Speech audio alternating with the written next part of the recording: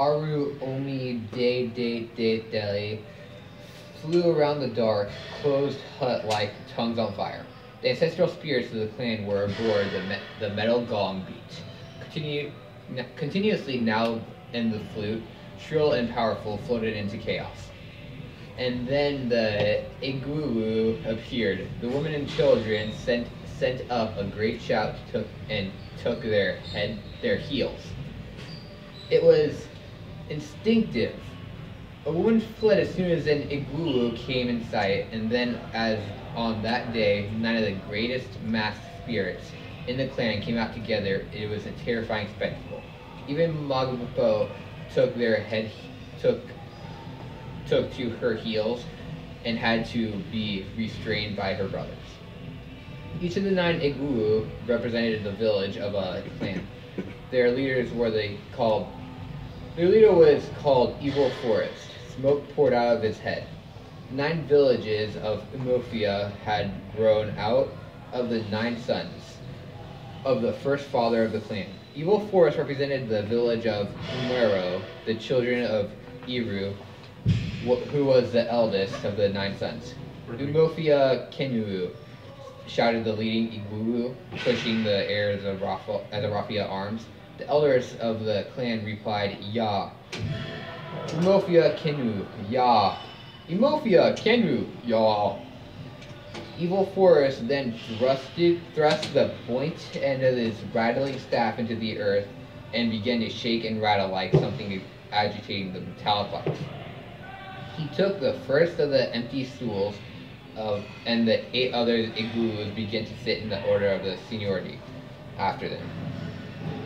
Okonkwo's wives and perhaps other women were as well might have noticed the second Igulu had the springy walk of Okonkwo, and they might also have noticed Okonkwo was not among the titled men of the elders who sat behind the row of Igulu.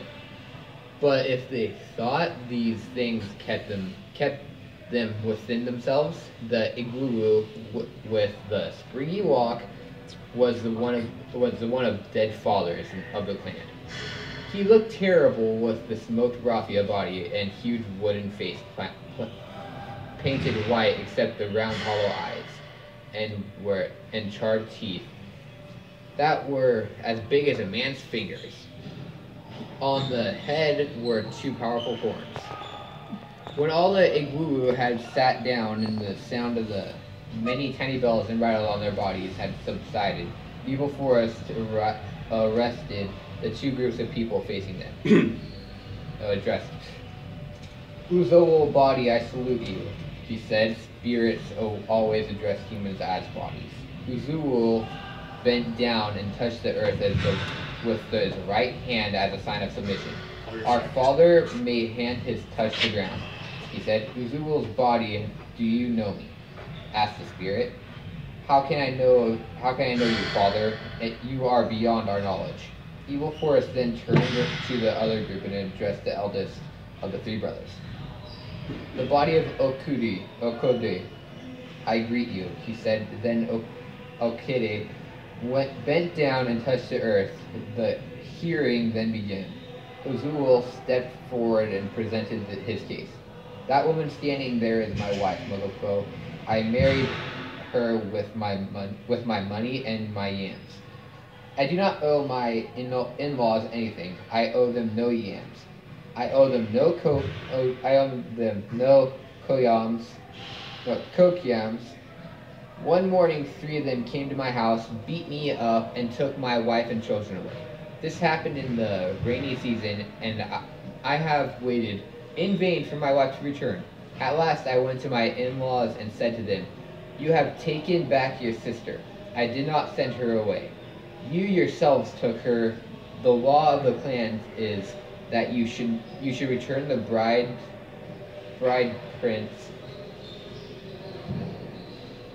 But my wife's brothers said they had nothing to tell me, so I brought the matter to my fathers of the clan. My case is finished. I salute you. Your words are good, said the leader of the Egwewe. Let us hear Okide's word. His words may also be good. Okide was short and thickest. He stepped forward, saluted the spirit, and began his story.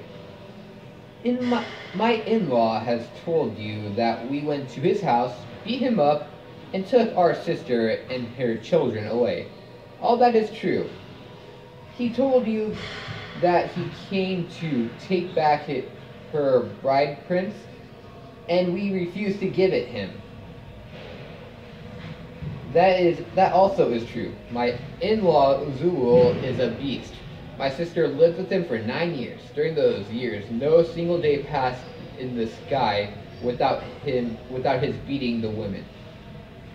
We have tried to settle their quarrels time without number, and no occasion Uzul was guilty. It is a lie, Uzul shouted. 2 years ago, continued Okode, when she was pregnant, he beat her until she miscarried. It is a lie. She miscarried after she had gone to sleep with her lover. Uzul's body, I salute you, said the evil forest, silencing him. With kind of lover's sleep with a pregnant woman. There was a loud murmur of abortion from the crowd. Okode continued. Last year, when my sister was recovering from an illness, he beat her again, so that if the neighbors had not gone in to save her, she would have been killed. We heard of it, and did as you have been told. The law of Euphomia is that if a woman runs away from her husband, her bride prince is returned. But in the case she ran away to save her life, her 2 children must belong to Uzul. We do not dispute it, but they are too young to leave their mother. If it is, on the other hand, Uzul should recover from his madness and come into proper ways to beg his wife to return, she will do so, and not understanding that if he ever beats her again, we shall cut off his genitals for him. The crowd roared with laughter.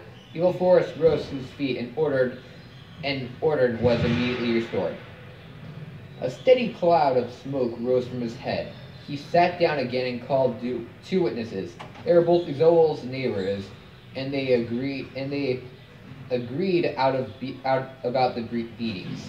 Evil Forest then stood up, pulled out his staff, and thrust it into the earth again. He ran a few steps in the direction of the women. They all fled in terror, only to return to their places almost immediately. The 9 Iglewe then went around the constant together into their house. They were silent for a long time, and then the metal gong sounded, and the flute began to blow. The Iglewe emerged once again from their underground home.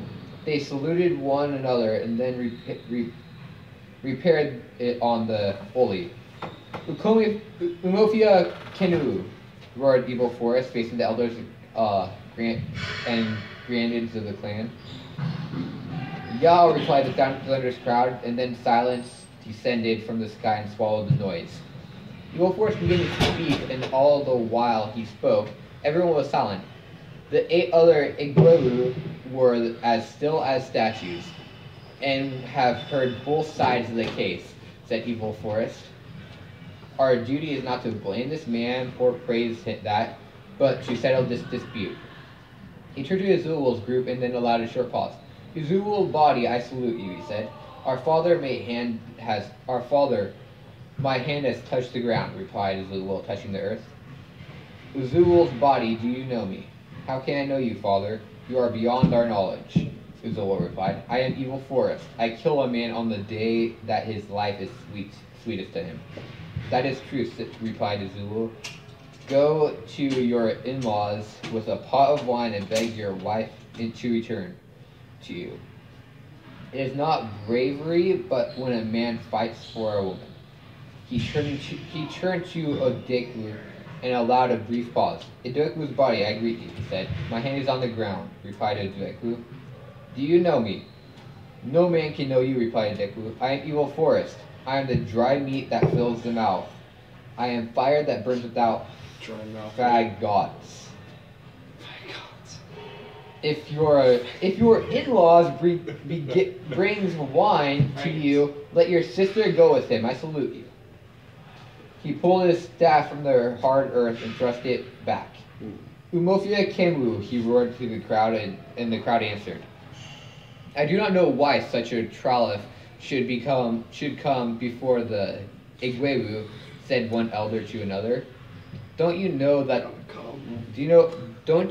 what kind of man Ikuzu is?